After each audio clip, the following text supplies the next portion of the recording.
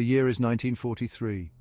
The world stands at a critical juncture, with the fate of nations hanging in the balance. The world is engulfed in the flames of World War II. The conflict has spread across continents, touching every corner of the globe.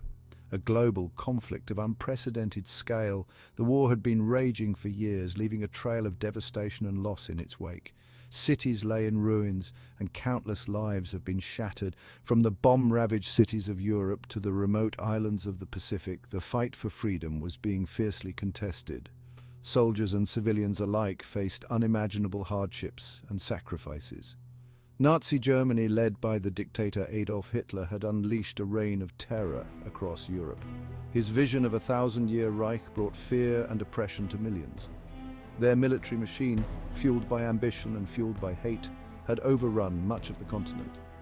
The blitzkrieg tactics left nations reeling, struggling to mount a defense. The Allied nations, led by Great Britain, the United States, and the Soviet Union, stood as the last bastion of hope against the Nazi onslaught. These leaders, despite their differences, united with a common goal: to restore peace and justice to a world in turmoil. In the heart of this global maelstrom, where the world was engulfed in the flames of war and uncertainty loomed large, a pivotal meeting was about to take place, one that would shape the future of nations and the course of history.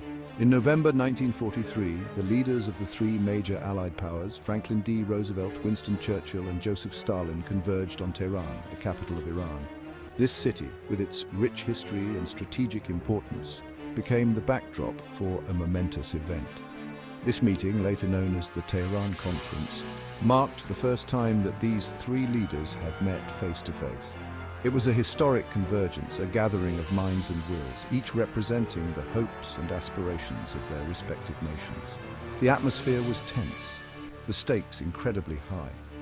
The world watched with bated breath as these leaders deliberated on strategies that would determine the outcome of the war and the future of millions. The fate of the world, quite literally, hung in the balance as these three men sat down to discuss the course of the war. Their decisions would ripple through time, affecting generations to come.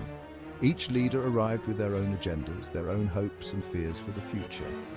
Roosevelt sought to solidify alliances, Churchill aimed to ensure Britain's post-war influence, and Stalin was determined to secure Soviet interests. The weight of their responsibilities was immense, and the outcome of their discussions would be pivotal in shaping the post-war world. The Tehran Conference lasted for 4 days, from November 28th to December 1st, 1943. It was a pivotal moment in World War II, bringing together the leaders of the Allied powers. During this time, the leaders engaged in intense negotiations, hammering out agreements that would shape the course of the war and the post-war world. The discussions were crucial as they laid the groundwork for future military strategies and political alliances. One of the most significant outcomes of the conference was the agreement to launch Operation Overlord. This decision was not made lightly, as it required meticulous planning and coordination among the Allied forces. This ambitious plan, better known as the Normandy landings or D-Day, would see the Allied forces launch a massive invasion of Nazi-occupied France. The success of this operation was crucial for the liberation of Western Europe and ultimately contributed to the downfall of Nazi Germany.